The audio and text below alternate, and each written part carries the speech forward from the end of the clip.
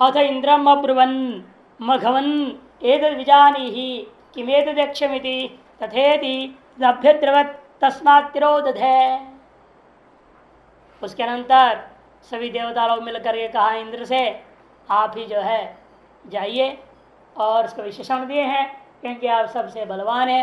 हाँ, काया बलवान है, वाक्य वाणिया भी बलवान है, मनसा भी बलवान है, हर तरह का बल आपके पास है, इसलिए बलवत्व को लेकर के हे मघवन ये संबोधन है। और अहंकारी सबसे बलवान है, इस पर हम बता चुके हैं कहानी। एतद विजानी ही, आप इसको जानिए, किसको, किम एतद यक्षमिति, ये यक्ष क्या चीज है, इसको आप जानिए। तथेदि, उसने भी जवाब में कहा ठीक है।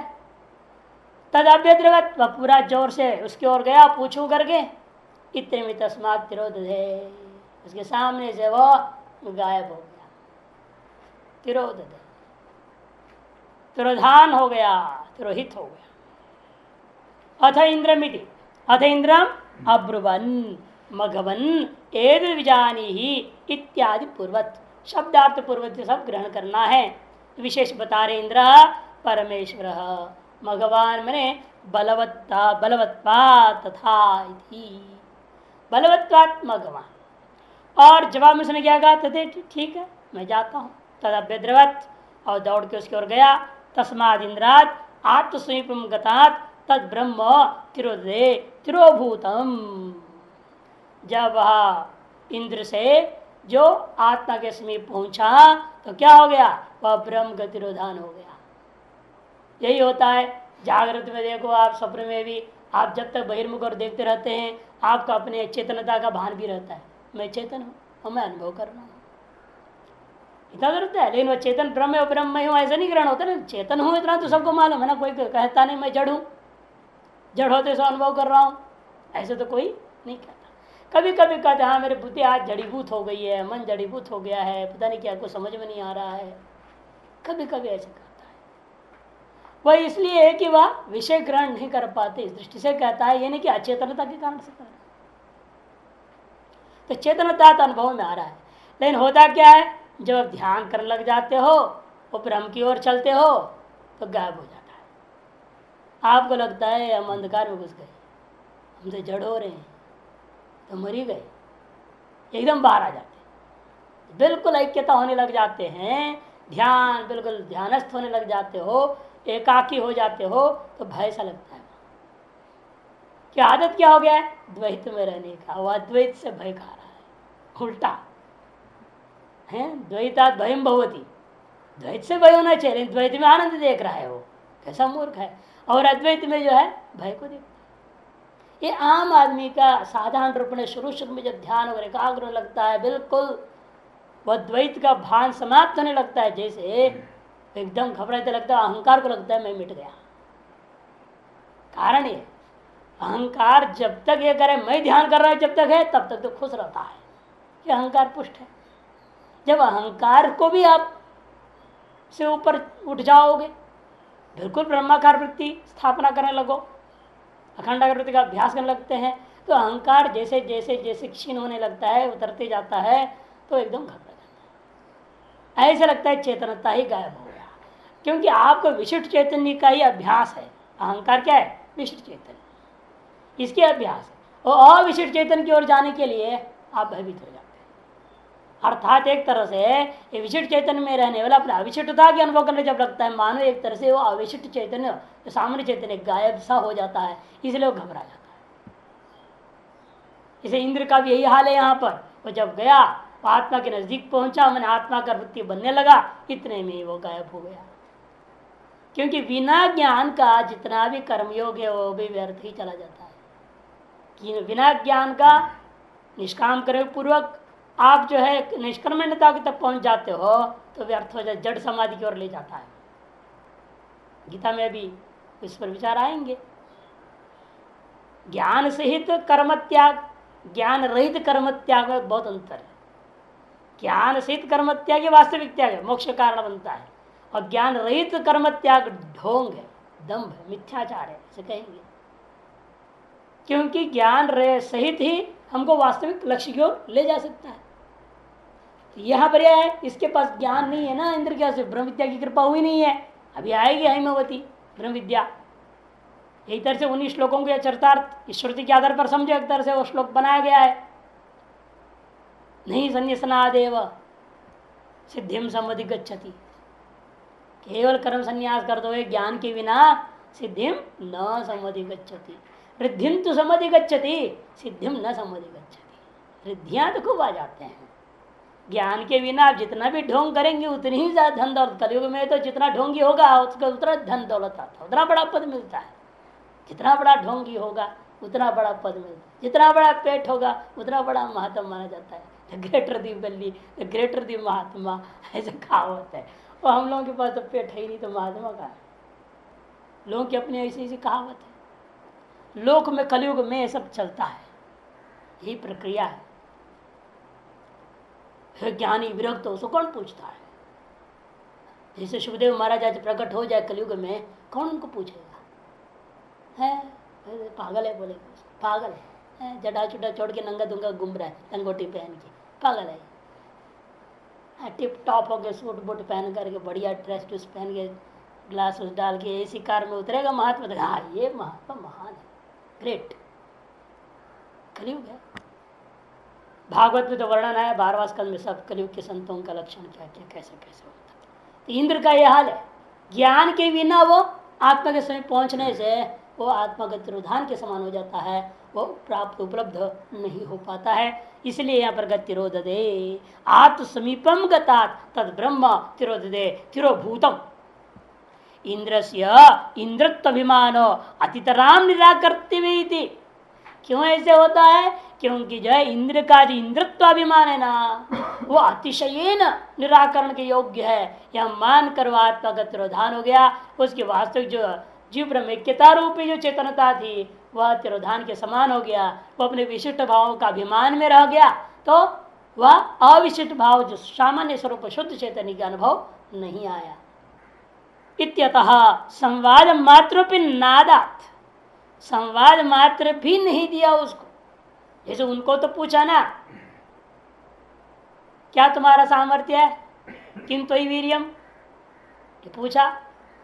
फिर उनको तिनका दिया, इसको जलाओ बोला, दह है कि नहीं, या पकड़ो। इनसे तो संवाद भी नहीं किया। इसे जितना ज्यादा अभिमान होगा इसका मतलब कि आत्मा उससे उतना ही दूर होते जाता है। जितना ज्यादा अभिमान हो उतना ही उससे आत्मा दूर होगा, उसके बिल्कुल झलक भी नहीं मिल सकता है। उन लोगों को तो झलक मिला, अशरीर वाणी से कुछ सुनने को तो मिला, उस ब्रह्म का दिव्य वाणी। अब इनको तो सुनने को भी नहीं मिला। इसे कहते अतितराम निराकृत संवाद मात्र भी नादात ब्रह्म इंद्राय, और ब्रह्म इंद्र के लिए संवाद मात्र भी नहीं दिया। तद्यक्षम यस्मिन आकाशे आकाश प्रजात्म दर्शित्वा तिरोभूतम, वह यक्ष जिस आकाश में आकाश प्रदेश में आत्मान दर्शित्वा अपने स्वरूप को झलक मात्र दिखा करके तिरोभूतम तिरोभूत हो गया था, गायब हो गया था। इंद्रश्च ब्रह्मणस तिरोधान काले इसमें आकाश स इंद्र,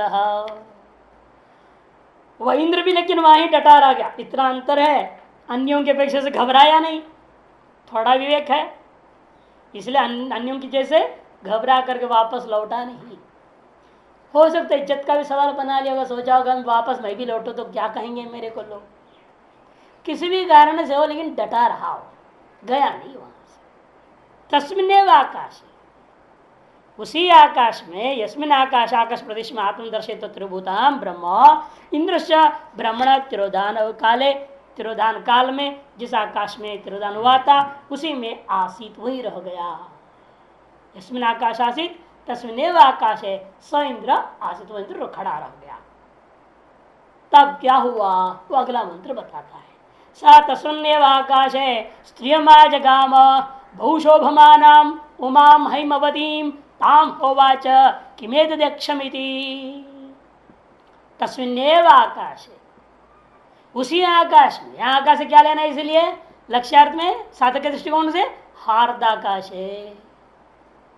अपने हृदय में ध्यान कर रहा था ब्रह्म का, वहां चेतनता का भी गायब होने के जैसा हो गया अहंकार की वजह से। जब तब भी वह वहां से हटा नहीं, वापस बहिर्मुख नहीं हुआ। इसलिए ना कश्चित धीरा आवृत चक्षु हो अमृतत्व इच्छन, है ना, वही यहाँ पर है। इंद्र जो है हृदय में ही टिका रहा, बहिर्मुख नहीं हुआ, दोबारा आया नहीं।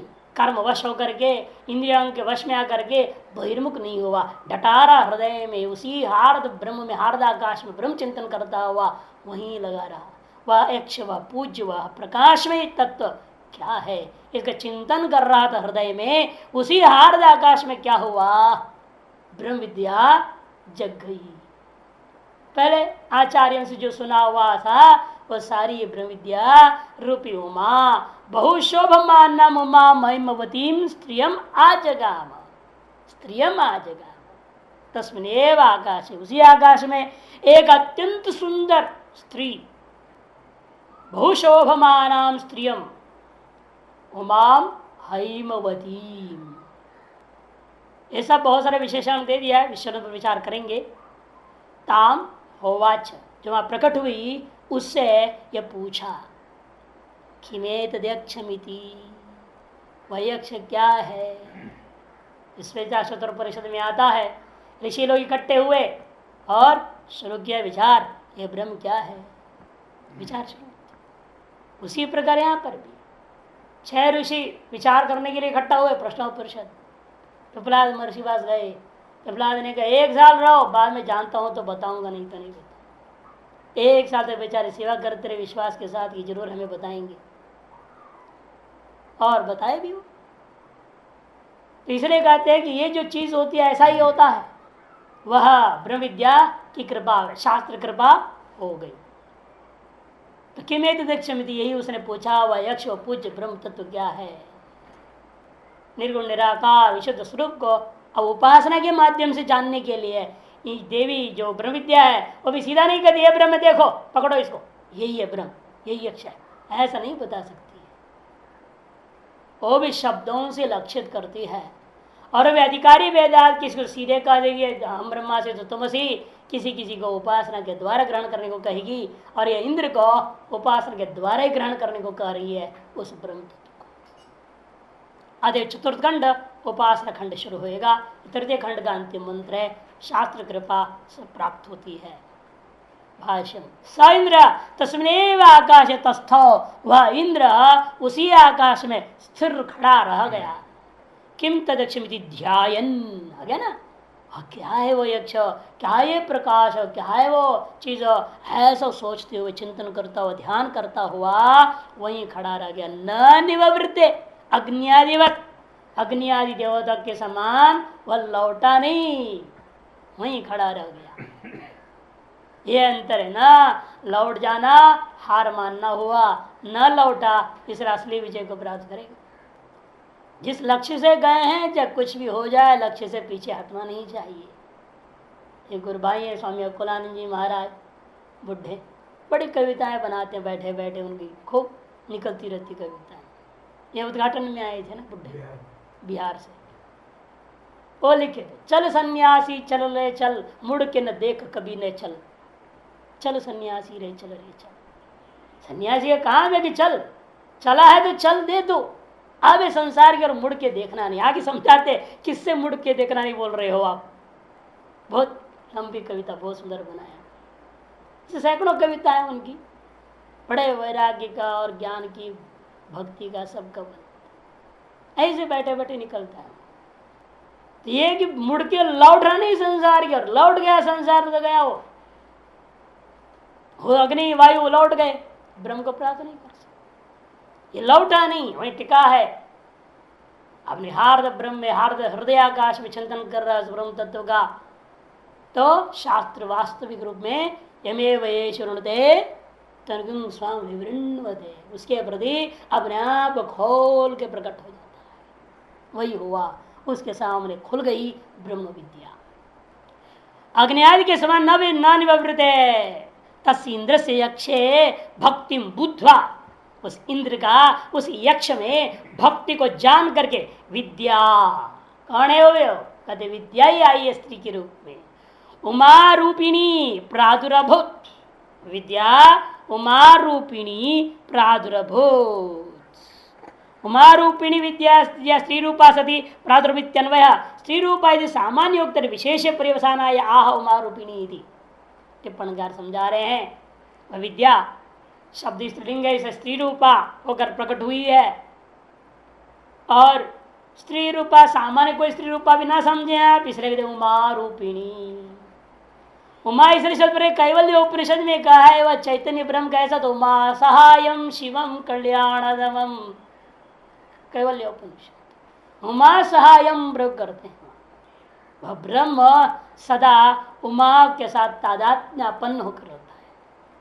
उमा से श्रवण क्या, मायामयी ब्रह्म विद्या, वेद शास्त्र संपूर्ण विशेष रूपेण ब्रह्म विद्या। इसलिए उमा रूपिणी प्रादुर्भूत स्त्री रूपा स इंद्र ताम माम बहुशोभमानाम सर्वेषाम शोभमानानाम शोभनतमामिति शोभमानाम। जितने भी सुंदर कहे जाने वाले पदार्थ हैं उन सुंदर पदार्थों से भी अति सुंदर पदार्थ रूपेण सर्वेषाम ही शोभमानानां मध्ये शोभनतमामिति बहुशोभमानाम विद्या। क्योंकि दुनिया में जितने भी सुंदर पदार्थ होंगे उनमें अत्यंत सुंदर पदार्थ कौन है, तो ब्रह्म विद्या ही है। क्योंकि यही मोक्ष देने वाली है, परमानंद को देने वाली है, स्वरूपानंद को अनुभव करा देने वाली, शाश्वत आनंद को अनुभव करा देने वाली है। बाकी सब जितने भी सुंदर पदार्थ है अंत में आपको मौत ही देने वाली है। नाल पे सुखम भूमि तो सुखम, केवल भूमाय सुख है, अल्प में कभी सुख नहीं हो सकता। जितने भी अन्य हो क्या है, भले सुंदर लग रहे हैं आपको लेकिन वो अल्प कोटि में ही है। इसे अल्पे न सुखम अस्ति, वास्तविक सुख उसमें नहीं होता, वास्तविक तो इसी में है। इसे अत्यंत शुभ माना कौन है, वह ब्रह्म विद्या ही हो सकती है, दूसरे नहीं। विद्याम इसलिए व्याख्या कर दिया शोभनतमाम विद्याम ताम तदा बहुशुभमान यदि विशेषण उपपन्नम भवति। ऐसा करने पर ही विशेषण उपपन्न हो सकता है। यदि विद्यार्थ नहीं लोगे, पर विद्यार्थ नहीं लेंगे तो ये विशेषण निरर्थक हो जाएगा।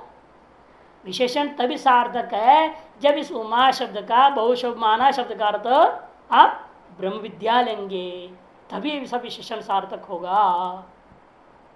हैमवती हेमकृत आभरण आभरणवती मिति, ये नहीं समझना हिमस्य अपत्यम, ऐसा हिमवता अपत्यम इति हैमवती, ऐसा नहीं ना। हिमानी कुकुदानी यस्य संति थी हिमवत, हिमालय का राजा हिमवत है, उनका जो बेटी हैमवती पार्वती, वो अर्थ नहीं लेना। इसलिए कह रहे हैं भाष्यकार जान करके, आप व्याकरण पढ़े लिखे लोग हो, भाष्यकार अनुमान कर लिए हैं, शायद इसलिए कहते हैं कि ये ऐसी वित्पत्ति कर लेगा तदित पढ़ा हुआ है ये। हाँ, हिमवत अपत्यम स्त्री ऐसी हिमवती बना लेगा और पार्वती अर्थ कर देगा तो गड़बड़ हो जाएगा ना। इसलिए कहते हैं हैमवती का अर्थ क्या है, हिम कहते हिमवत का अर्थ क्या कर दिया, हेमकृत आभरणवती। हिमवत नहीं है शब्द प्रकृति, हेमवत है। हेम हिम है नहीं प्रकृति, इसलिए हिमवत अपत्यम स्त्री हैमवती बनेगा ही नहीं। यहाँ क्या है शब्द, हेमवत शब्द है प्रकृति। हेमवत विकार यदि हैमवती, हेम माने सोना, सोने से बने हुए आभरण को हेमवत, उन आभरणों से आभूषित जो स्त्री है उसको हैमवती, तया विशिष्टा या स्त्री हैमवती। हेमवतः विकार इति हैमवत, तेन युक्ता हैमवती, ऐसे कर लेना। हेमवत विकार हैमवत तेन युक्ता इति हैमवती। इसलिए भाषा करते हेमकृत आभरणवती, ऐसा कर दिया ना। इसलिए हेमकृत आभरण हो गया हैमवत, तद वाली, इसलिए हैमवती स्त्रीलिंग हो गया। हेम के द्वारा कृत अर्थ में अथवा तस्य विकार है प्रसिद्ध अर्थ, इसलिए हेम हेमस्य विकार हेमवत बना लो। अथवा ये भी ऐसे कर सकते हैं आप, जो है तेन कृतम अर्थ कल्पना कर सकते हो, चातुर्वर्ती को भी बताया था ना वहां पर, तेन दृष्टम, है ना, तेन पिष्ठम, तेन जो है दृश्य पल के लिए आया था, दार्शद, चटनी, चटनी और कैसे बनाया आपने, दृश्यदा पिष्टमिति दार्शद चटनी तीर्थ। ऐसे सब अपने व्याकरण में लघु में वहां पर आया। आप जो शब्द का तद्धित में नहीं मिल रहा है अधिकार, अपने आप बना सकते हो अधिकार, अपने आप अर्थ निकाल सकते हैं। इस तरह से यहां पर भी तेन कृतम अर्थ ले लो कि भाष्यकार ने कृत अर्थ व्याख्या कर दिया, इसे तेन कृतम कल्पना कर लेना, इसलिए हेमना कृतमिति हेमवत, तेन युक्ता या सा हेमवती, ऐसा भी आप कर सकते हो। या तो प्रसिद्ध अर्थ ले लो तस्य विकारा, जैसे पहले मैंने बताया, या तो तस्य विकारा ले लो, या तो कृतम कर कल्पना कर लो भाष्य के शब्दावली के आधार पर। किसी प्रकार जैन हिम शब्द नहीं है यहाँ पर, भूल से भी हिम शब्द नहीं समझना है। हाँ, हिमालय की बेटी है ऐसा अर्थ नहीं कर देना। इसलिए भाष्यकार सतर्क होते हुए हेमकृत आभरणवती इव शोभमाना मित्यर्थ, उसके जैसे अत्यंत सुंदर लग रही है, स्वर्णमय आभूषणों से युक्त दिव्य स्त्री के समान वह ब्रह्म विद्या विभूषित होकर दिखाई दे रही है। अथवा उमैव हिमवत, देखो भी अर्थ ले लिया, अथवा दूसरा पक्ष में हिमालय का बेटी भी ले लो, आप लेना चाहें, अथवा उमा एव हिमवत दुहिता हैमवती, हिमवत दुहिता हिमयुक्ता कुकुदान यस्य अस्ति स हिमवत, तद अधिकृत पुरुष हिमवत ही अर्थ होगा उसका भी नाम, हिमालय, राजा हिमालय, उनका जो बेटा है वो हिमवती, बेटी है वो हिमवती, ऐसा कर दिया। नित्यम एव सर्वज्ञ ईश्वर सह वर्तते, वह पार्वती भी क्या है, नित्य सर्वज्ञ ईश्वर शिव के साथ युक्त होने वाली है, इसलिए भी उसको भी ले सकते हैं आप विज्ञातुम समर्था, इसलिए वह भी ब्रह्म विद्या को जानती है, इसलिए वही आ गई है, ये भी मान सकते हो। लेकिन गौण पक्ष लिया, अथवा पहला पक्ष ठीक है, हृदयाकाश में साक्षात ब्रह्म विद्या ही प्रकट हो गई, जो पूर्व अनेक जन्मों से आचार्य से श्रुत था वह सम्यक रूपेण प्रकट हो गया हृदय में, ऐसा मानना ही प्रथम पक्ष है, सर्वोत्कृष्ट पक्ष है। अथवा दूसरा पक्ष है पार्वती प्रकट हो गई, शिव संबंधी नहीं होने के कारण से वह भी सर्वज्ञ है, समर्था है, वह उसको उपासना प्रदान करेगी, ऐसा भी अर्थ आप लेना चाहें ले सकते हैं।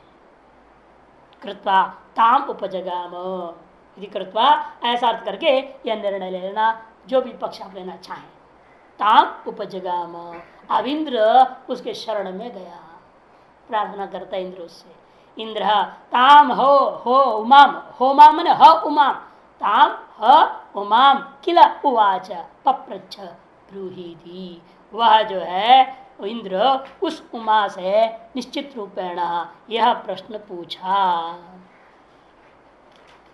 ब्रूही किम एतद् दर्शित्वा त्रिभूतम यक्षमिति, ये जो है अपना प्रकाशमय रूप दिखा करके जो गायब हो गया, यह पूज्य वस्तु क्या है, ये उसने ऐसा प्रश्न डाला।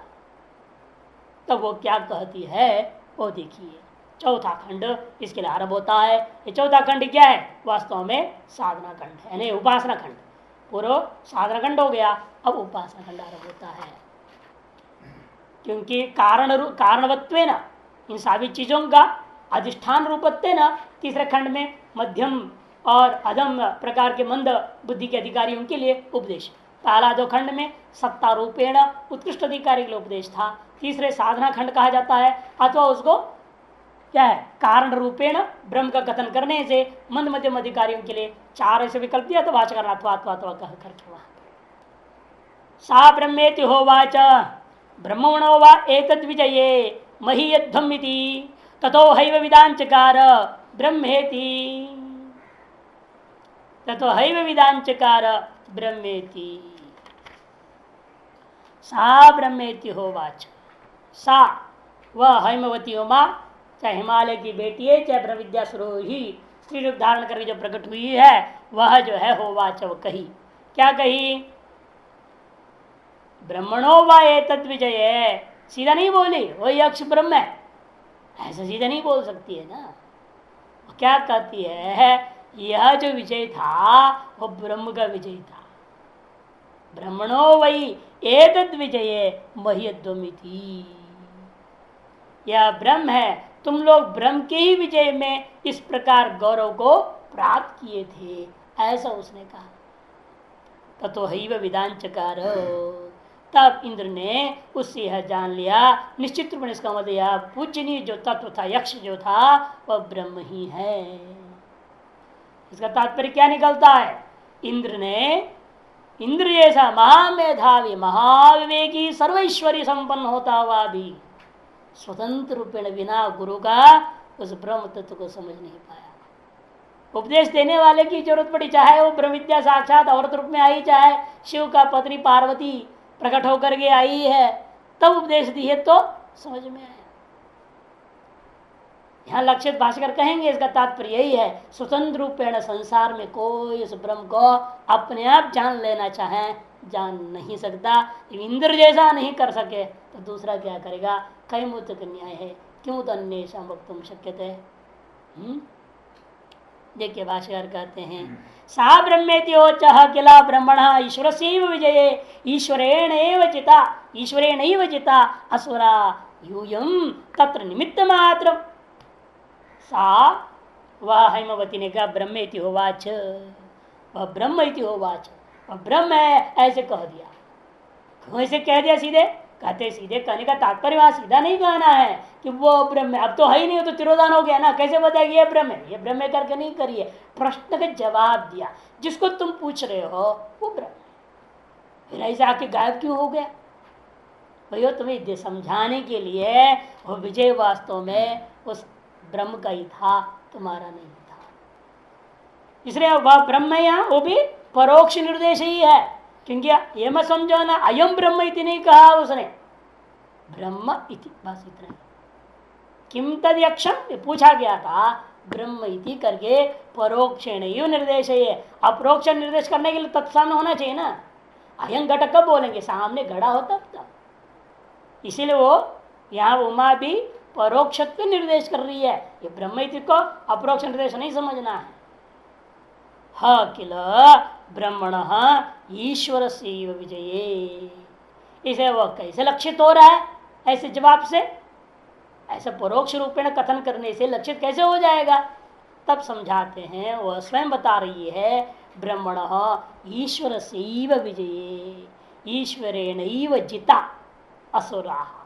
वास्तव में यह जो विषय था वह विजय था, वह ईश्वर का ही विजय था, क्योंकि ईश्वर के द्वारा ही असुरों को जीता गया है। यूयम तत्र निमित्त मात्र, आप तो केवल इसे निमित्त मात्र थे। गीता में निमित्त मात्रम भव सव्यसाची, निमित्त मात्र। तस्यैव विजय है यूयम महीयद्वम महिमानम प्राप्त था, उसी का विजय में आप लोग जो है महिमा को प्राप्त किए हुए हैं। इसलिए आपने जो अभिमान किया था, अपना विजय समझ के अपनी महिमा समझे थे, जो इसी वजह से ब्रह्म तुमको प्राप्त नहीं हो, समझ नहीं पाए थे। एतदिति क्रिया विशेषणार्थम, एतद विजय में एतद जो शब्द आया है वो विजय का विशेषण नहीं समझना, वह क्रिया का विशेषण है। एतद महीयद्वम के साथ जोड़ देना सीधा। ब्रह्मण और ईश्वर पर्यायवाची। हाँ, ब्रह्मण कई व्याख्या है, ईश्वर से ही बात मंत्र में ही ब्रह्मण शब्द, उसकी व्याख्या भाष्यकार कर रहे हैं ईश्वर से। ईश्वर कहने से ये नहीं लेना है, सगुण साकार नहीं लेने का है। निर्गुण निराकार ब्रह्म को ही यहाँ पर कह रहे ईश्वर शब्द से। मिथ्याभिमानस्तु युष्माकम है ना, ये तत्व क्रिया विशेषण क्यों किया इसलिए बता रहे, उसका समझा रहे।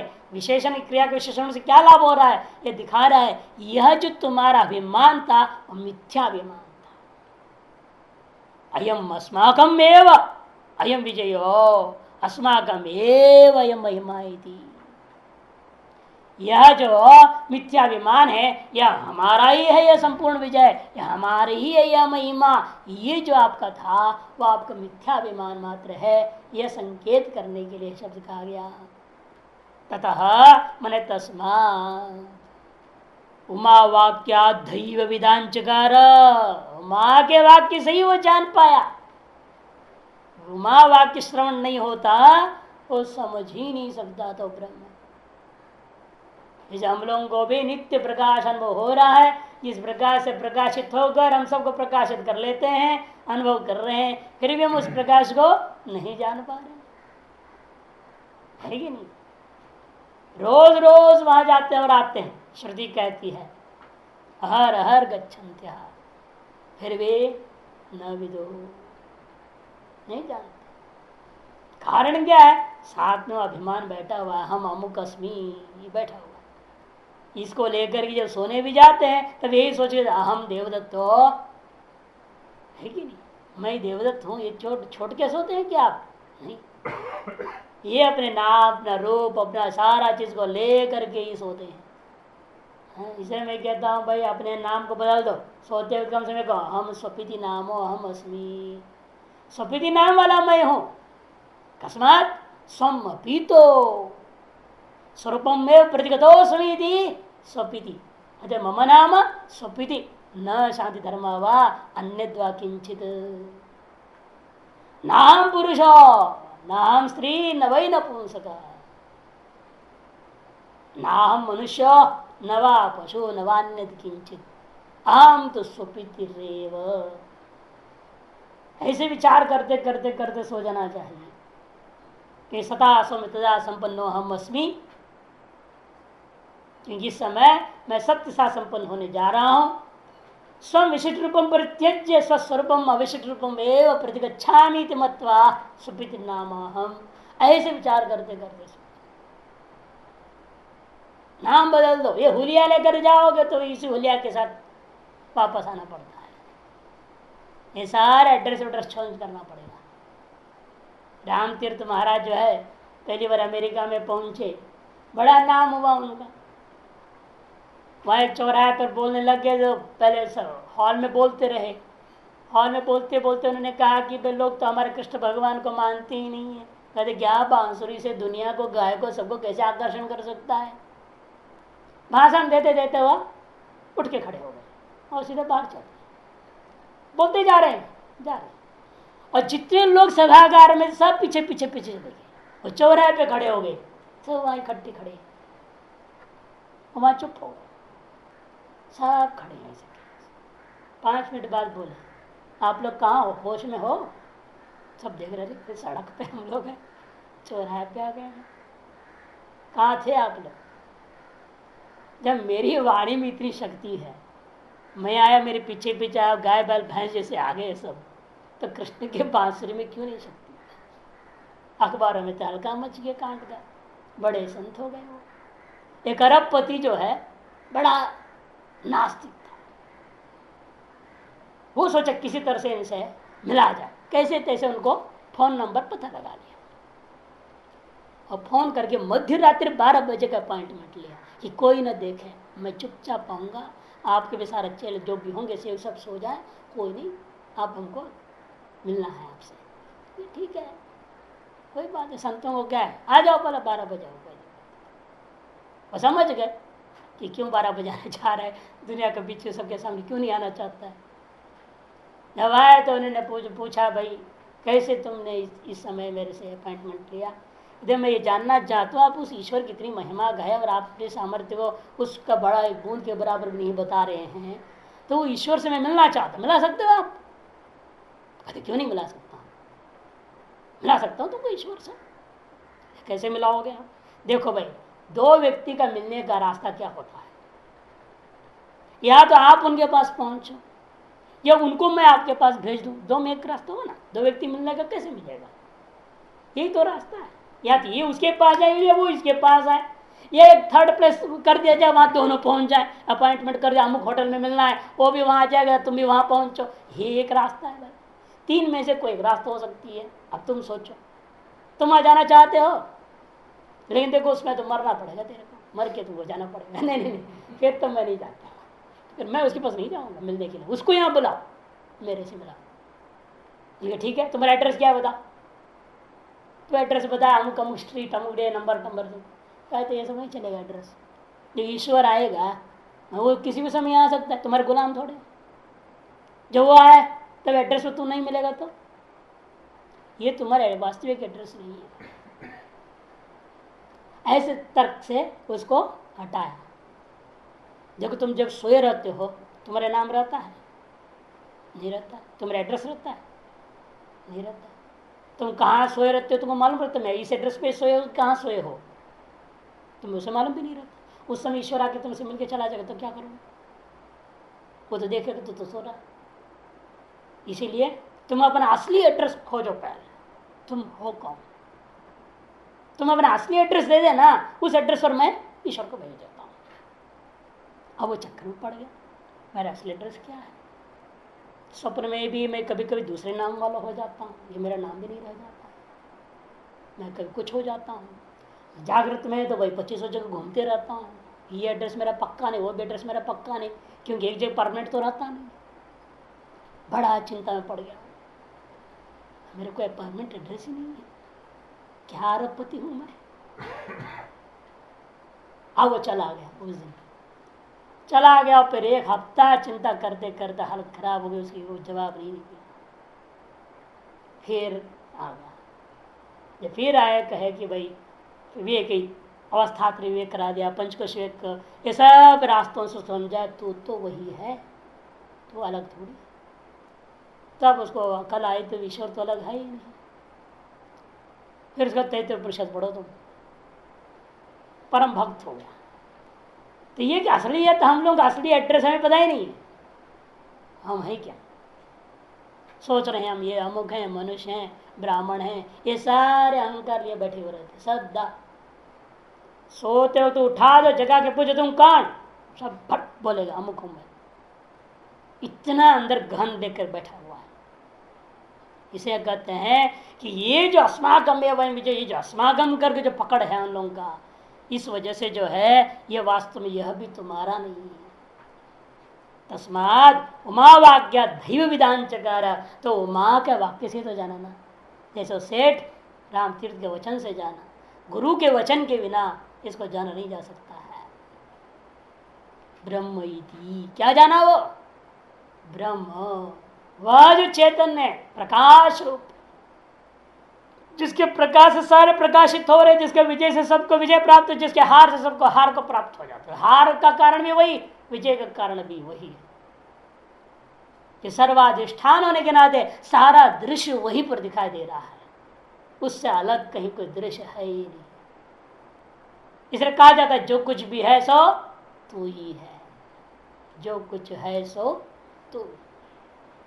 एक तुझको अपना पाया, जो कुछ है सो तू।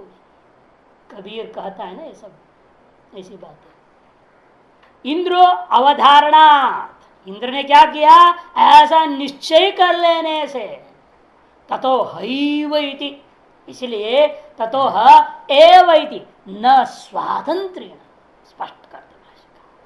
माने इंद्र भी स्वतंत्रता पूर्वक जान नहीं सका उसको। इंद्र की भी सामर्थ्य नहीं थी कि वह स्वतंत्र रूप में बिना उपदेश, किसी के उपदेश का अपने आप ग्रहण कर ले, यह संभव नहीं था। वह भी उमा के उपदेश से ही ग्रहण किया। ततो ह एव, ये जो शब्द है मंत्र में, ये इसी को बात को प्रकट करता है। न स्वातंत्र्येण, माने उमा वचना देव ही यस्मात् इंद्रियाणापि गृहीतम्, तस्मात् अधुनापि येन केनचिदपि स्वातंत्र्येण ग्रहीतुं न शक्यते इति ज्ञापितम् अनेन मंत्रेण।